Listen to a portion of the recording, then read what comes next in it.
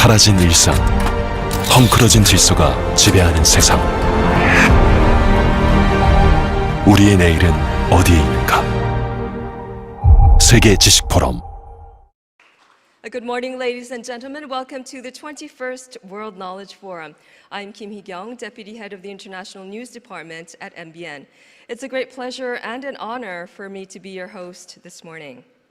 This year's forum is being held both online and offline in accordance with social distancing guidelines set in place due to the global outbreak of COVID-19. We'd like to express our sincere gratitude to our honorable guests in attendance here and also to our online audiences for joining us.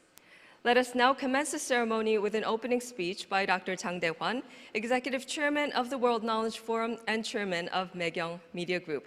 Ladies and gentlemen, please welcome Dr. Jang Dae-hwan with a big round of applause.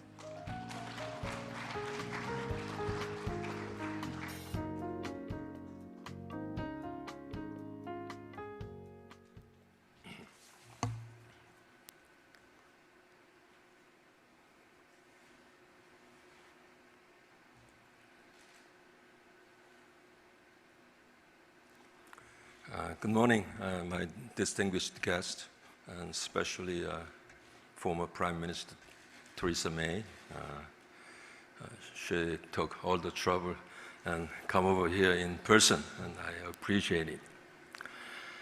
Let me extend a warm welcome to all of you who joined the 21st World Knowledge Forum under unprecedentedly challenging conditions. And I send special thanks to those who are with us online. If you turn around in the back, I have so many guests joining me this morning. Our lives have entirely changed since 9 months ago.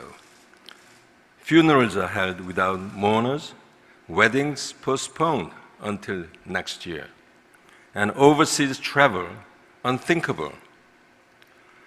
Globally, the number of COVID-19 cases is heading towards 30 million people.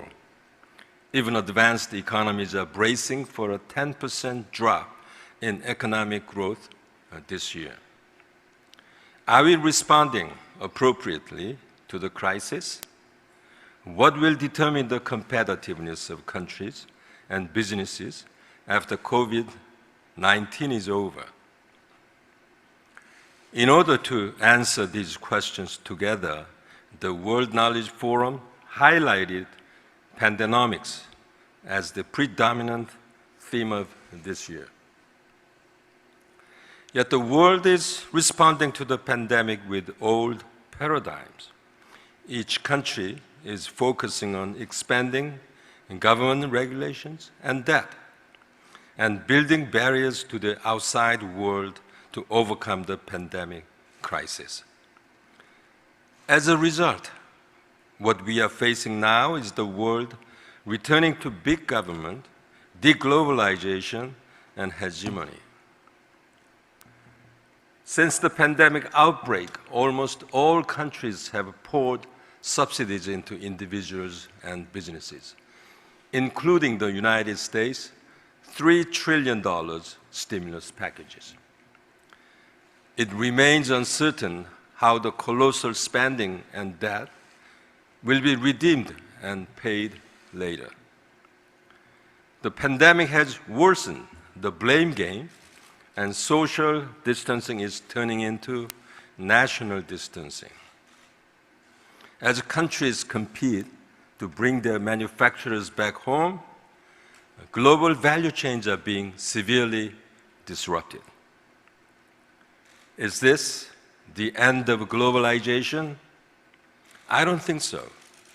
Let's take the COVID-19 vaccine as an example.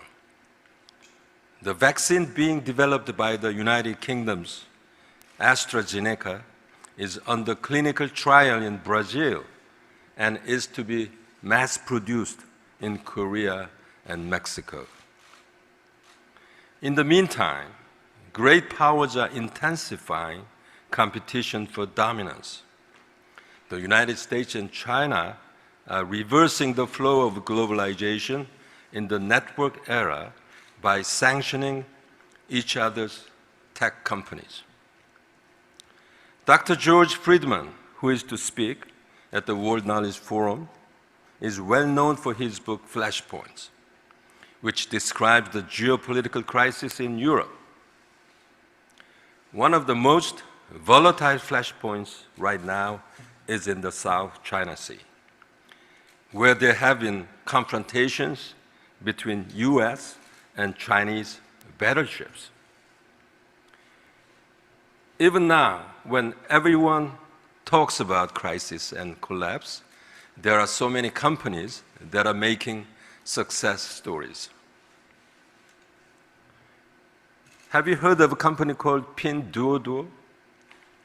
This is a Chinese online retailer whose market capitalization gained $55 billion this year. The company's e-commerce network for rural areas across China is the source of its rapid growth. What about companies like Zoom and Netflix? They have experienced an explosive increase in users during the pandemic due to their non-contact business models. COVID-19 also intensifies the country's competitiveness.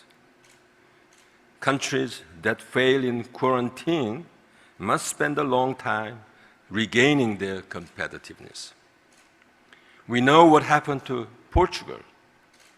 The once mighty maritime powerhouse had weakened after Lisbon was hit by an earthquake in 1755. Conversely, countries with resilient systems will see their global status elevated.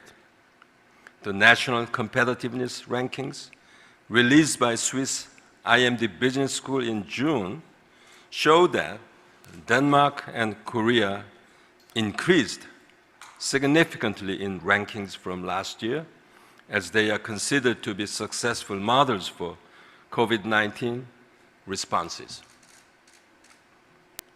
The world will change completely different after the pandemic, with epidemics and climate disasters becoming more frequent.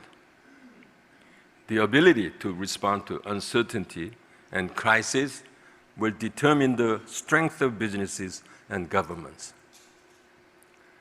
Science and technology will ensure the safety and prosperity of mankind, not geopolitical conflicts. In other words, the journey to Pax Technica has just begun. In Pax Technica, citizens in global network will have greater access to information, and governments will be required to be more transparent and efficient.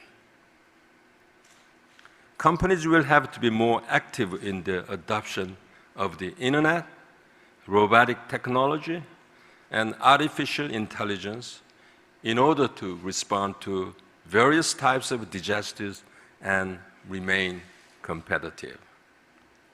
COVID-19 accelerated the innovation and the adoption of new technologies. A case in point is the expansion of telecommuting, robot care, and virtual concert.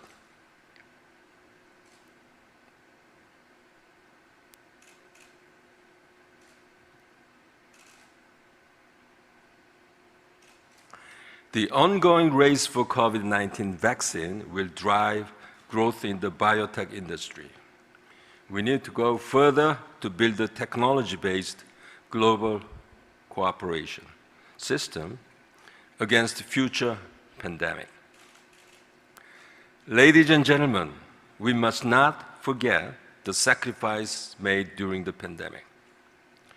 Just as medical science developed beyond theology and sorcery after the Black Death in the Middle Ages, we must pursue peace and prosperity through science and technology in the post-coronavirus world. This year, the World Knowledge Forum provides a variety of sessions to share Pandenomics as a survival strategy in the post-coronavirus era and Pax Technica as a blueprint of the future. Due to the COVID-19 pandemic, we are forced to try the digital transformation of the World Knowledge Forum. From now on, we should get used to a virtual conference like this. I hope everyone to be able to gain valuable insights from this forum. Thank you for listening.